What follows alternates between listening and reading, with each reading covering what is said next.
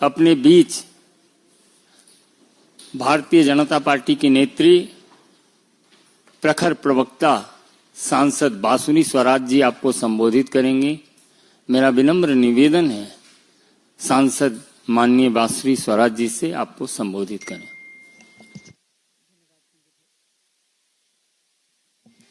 धन्यवाद संजय भाई। आदरणीय संजय मोयुक जी और यहां उपस्थित मीडिया के सभी बंधुगण, 26 फरवरी 2023 को माननीय मनीष सिसोदिया जी की अरेस्ट हुई थी। ये उनका 8वां अटेम्प्ट था, यानी और केवल इस साल की बात कर रही हूं, 7 बार उनकी बेल खारिज हुई। आज honourable supreme court of India के समक्ष उनके वकीलों ने मेरिट्स पे कोई दलील नहीं दी।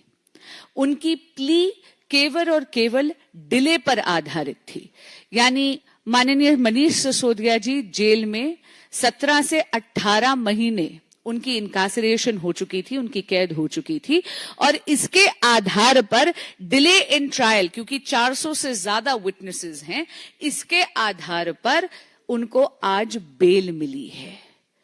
लेकिन इस बेल का अर्थ क्या है? मैं जानती हूं कि आज आम आदमी पार्टी के ऑफिस में हर्षोल्लास का माहौल है, स्वाभाविक सी बात है, लेकिन आपके माध्यम से जो वो बार बार जनता को भ्रमित करने का प्रयास कर रहे हैं, उस भ्रम को जरा मैं दूर कर दूं।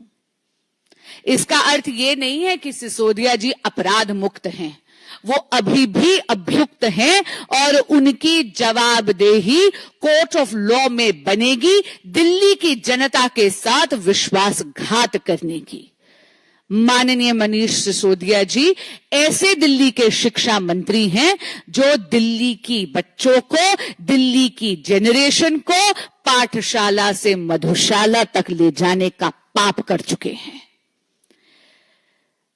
आज जो बेल मिली है उसमें आप ये देखिए कि चार्जशीट में क्या क्या चीजें उनके खिलाफ हैं। चार्जशीट में यह बोला गया है कि 170 से ज्यादा फोन सिसोदिया जी के आदेश पर तोड़े गए थे, यह बोला गया है। और यह तो फाइंडिंग है कोर्ट की। ट्रायल कोर्ट ने कहा कि लिकर स्कैम के वो प्राइमा फेसी आर्किटेक्ट हैं, यानी शिल्पकार हैं शराब घोटाले के। खुद सुप्रीम कोर्ट ने यह पाया है कि 338 करोड़ का मनी ट्रांजैक्शन इन्वॉल्व्ड है। उनको यह बोला गया कि उनको अपना पासपोर्ट सरेंडर करना है।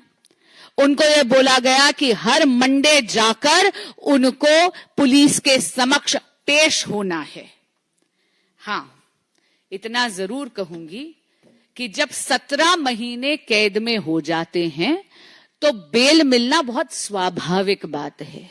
इसका अर्थ कतई ही नहीं है कि वो अपराध मुक्त हैं। दिल्ली की जनता के साथ आम आदमी पार्टी की नेतृत्व ने, खुद माननीय मनीष सिसोदिया जी ने, माननीय मुख्यमंत्री अरविंद केजरीवाल जी ने घोटाले पे घोटाला करा है, विश्वासघात पर विश्वासघात करा है। शराब घोटाला तो एक लंबी श्रृंखला का केवल एक अंग है। शराब घोटाला, क्लासरूम घोटाला, दिल्ली में जल बोर्ड का घोटाला, पैनिक बटन का घोटाला, अगर आपके सामने मैं एक पूरी लिस्ट दूं तो सुबह से शाम हो जाए। माननीय मनीष सिसोदिया जी को आज जो ये बेल मिली है, ये एक प्रोसीजरल ऑर्डर है।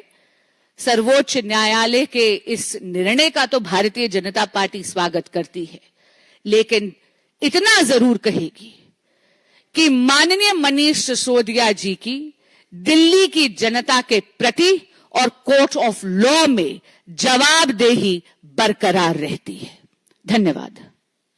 मैं भविष्यवक्ता नहीं हूं, लेकिन इतना जरूर आपको बोलूंगी कि हाल ही में ऑनरेबल दिल्ली हाई कोर्ट ने उनकी अरेस्ट को लीगल भी ठहराया और उनको कहा कि अगर आपको बेल की अर्जी फाइल करनी है तो ट्रायल कोर्ट जाइए। और ऑनरेबल दिल्ली हाई कोर्ट की जो ऑब्जर्वेशन थी वो ये थी कि इन्वेस्टिगेटिंग एजेंसीज के पास जस्टिफाइबल रीजंस हैं उनको अरेस्ट करने की।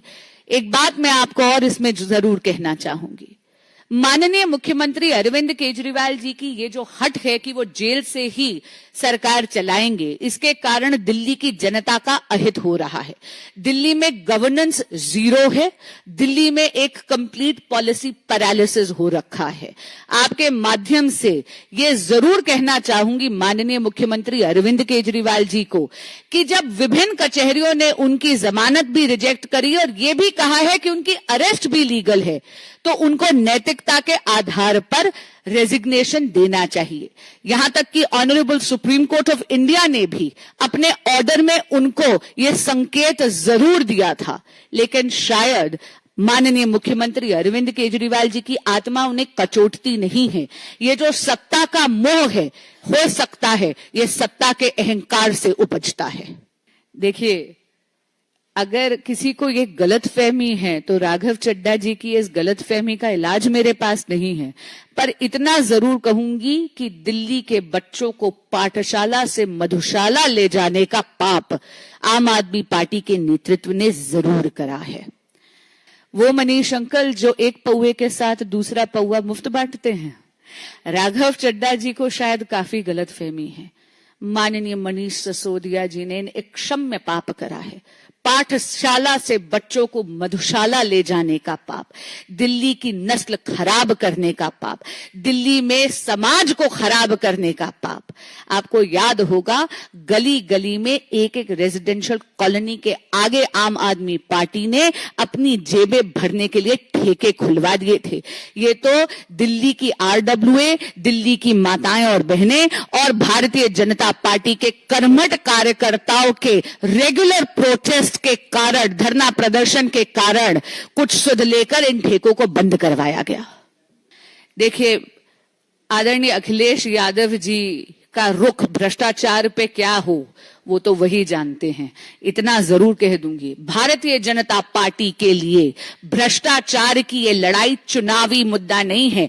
भ्रष्टाचार के खिलाफ लड़ाई हमारे लिए एक सैद्धांतिक प्रतिबद्धता है।